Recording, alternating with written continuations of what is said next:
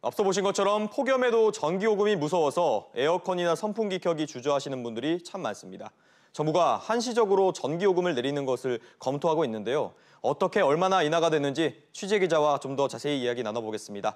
우영준 기자. 예. 자, 일단 오늘 날씨 너무 덥더라고요. 일단 에어컨이나 이런 선풍기 안 켜면 절대로 살 수 없는 그런 날씨인 것 같은데 사실 이런 에어컨에 의존하다 보니까 전기요금 만만치 않을 것 같아요. 네, 그렇습니다. 더위 때문에 요즘 에어컨이 인류 최고의 발명이다 라는 말이 나올 정도입니다.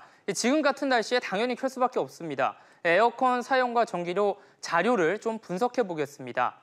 도시에 거주하는 4인 가구의 월 평균 전력 사용량은 350kWh인데 에어컨을 켜면 한 달 사용량이 400kWh가 훌쩍 넘습니다. 그러니까 전기요금이 다른 때보다 훨씬 많이 나오겠죠. 4인 가구 기준으로 보통 에어컨 안 켜면 전기료만 월 5만 원가량 나오는데요. 지금같이 더워서 하루에 평균 3시간씩만 가동한다고 가정을 하면 한 달에 약 6만 3천 원가량 나오는 것으로 추산됐습니다.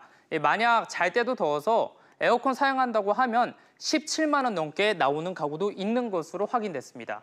평소보다 전기료가 50%에서 최대 300% 이상 나올 수 있습니다. 그래서 전기료 폭탄 이야기가 나오고 있는 건데요.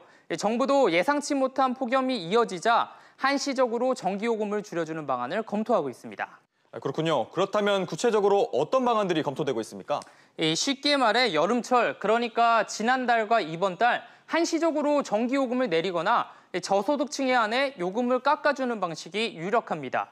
전기요금은 지난 2015년과 2016년에도 지금과 같지는 않았지만 무척이나 더웠었습니다. 이때 한시적으로 내린 적이 있습니다. 2015년에는 7월부터 9월까지 석 달간 누진제 구간을 옮겼고요. 2016년에는 구간별 전력 사용량을 확대해서 요금을 사실상 좀 깎아줬습니다. 이때 내린 금액 좀 보면요. 2015년에는 가구당 8,300여 원, 2016년에는 2만 1,000원가량 깎아줬습니다. 때문에 이번에 정부가 인하 방안을 내놓는다면 전기료는 예년과 비슷한 적게는 가구당 평균 8,000원 이상은 줄어들 것으로 전망됩니다.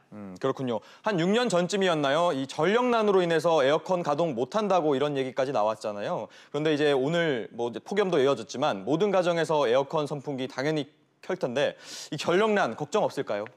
네, 지난 2011년 9월에 이 늦가을 더위로 에어컨 등 전기 제품이 많이 사용되면서 서울 강남과 여의도를 비롯해 일부가 기습적으로 정전된 바 있습니다. 이 전력 대란이라는 말도 이때 나왔습니다. 한전 설명은 이렇습니다. 지난 2011년에 비해 수요량도 늘었지만 공급량도 늘었다. 따라서 정전 대란은 없을 것이다. 이렇게 설명하고 있습니다. 그렇군요.